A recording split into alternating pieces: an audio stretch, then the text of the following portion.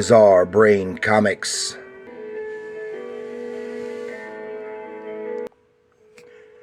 Hello, my comic book friends, and welcome to Bizarre Brain Comics. I am Gerry, your host.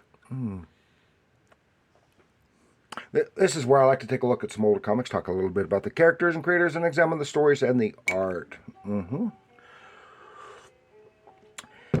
This time, I'm going to take a little look at this book from Atlas Comics. It's Tiger Man, number 2 from 1972. But before we do that, remind you my books are available. Bizarre Brain Comics Anthology and Bizarre Brain Comics Presents Heroes. They're both available on Amazon, or you can do it like I just did, just for fun. I Googled it, and it comes up available from a variety of booksellers online, and including eBay. And I don't get it from eBay because I saw them asking $19. Right? Don't get it from there.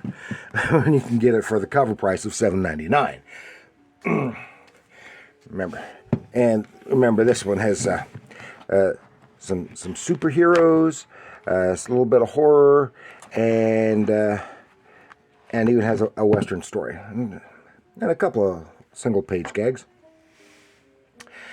Just some good, clean comic book fun.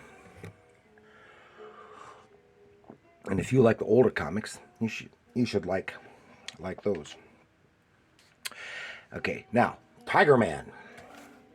Okay, first of all, Atlas Comics was a publisher that sprang up from what's his name, Goodman, I forgot his first name, who used to own Marvel. He sold it, and then a couple years later started up a new comic company in direct competition with primarily Marvel, hiring away a lot of talent from both Marvel and DC, and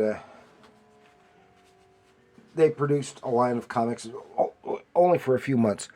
This is said Tiger Man. It only had 3 issues, but there were 4 stories. I think Destructor, he had 4 issues, and I think that's probably all. The others were just 1, 2, or 3 issues. And but I think the most prolific character was Ironjaw, the sword and sorcery hero, because he was in like 2 different titles for that time period. So, and I want to cover Ironjaw sometime because I really liked Ironjaw. Tiger Man, number 2, Atlas Comics, 1975. The character first appeared in Thrilling Adventure Stories in 75, which was a black and white magazine format. And I think I've got that, but I'm not positive. And it was created by John Albano and Ernie Colon. And in the first story and the first issue, Ernie Colon did the art. And that had his own title in April 75. Issues 2 and 3 were written by Gerry Conway with art by Steve Ditko. You remember, Ditko was also doing their Destructor title. And this only ran for 3 issues. And that's really about all I can really find about Tiger Man. And I've got all 3 issues of Tiger Man, which is a rarity.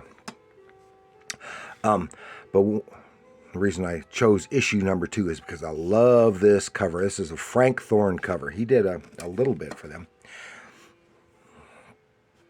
But Frank Thorne. And his style really goes well with this character. He should have done the interior art, although there's nothing wrong with the Ditko interior.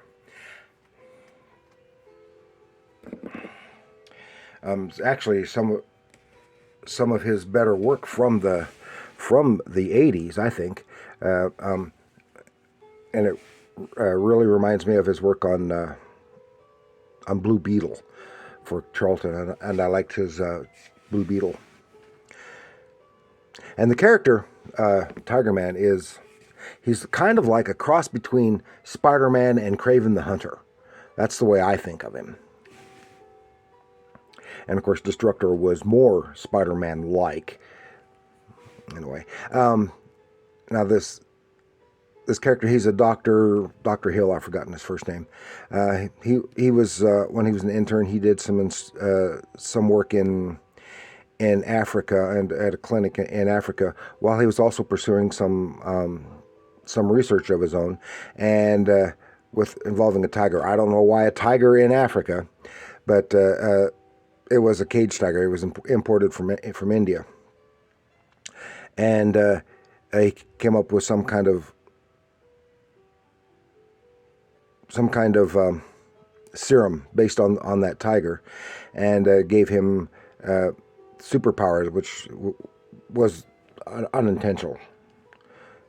It was just supposed to increase healing capabilities and strength a bit, but it also made him more ferocious too. And sometimes he comes close to entirely losing control in battle.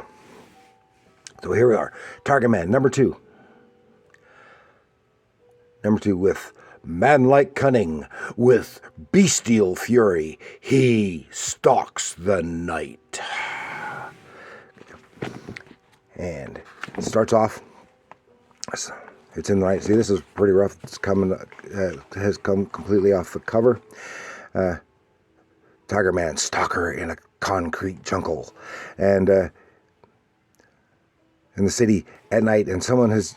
Some guys in goofy costumes are coming out of the side door of a bank, which they've just robbed. The alarms are going off and everything, and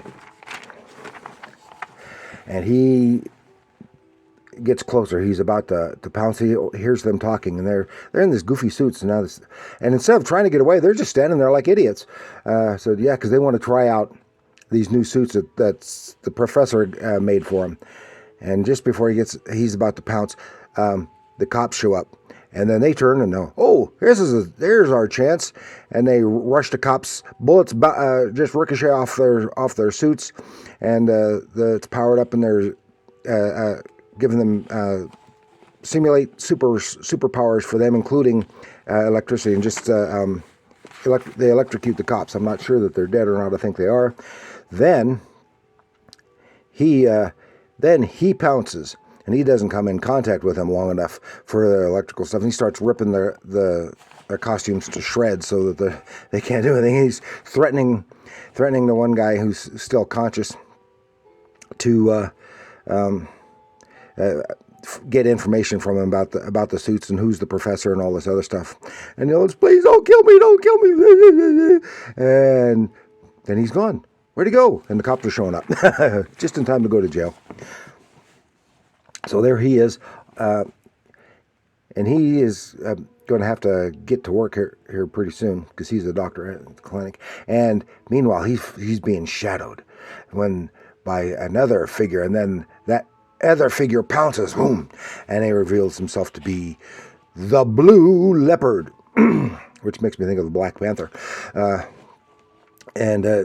They're talking while they're fighting. He has strength, agility comparable to Tiger Man's own, and so and in their talking, he finds out that this fellow is from Africa, from the village area where he had worked, and had conflict with a witch doctor, and this guy has derived his power from the witch doctor, and he's blamed this.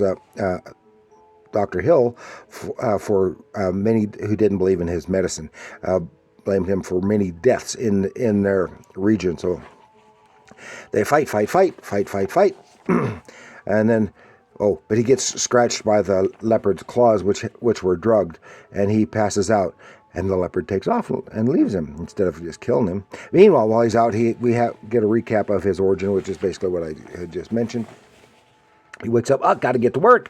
So he's going to be late, gets to the clinic where he works, and no one knows he's Tiger Man or anything like that. And he's just going about his business. And then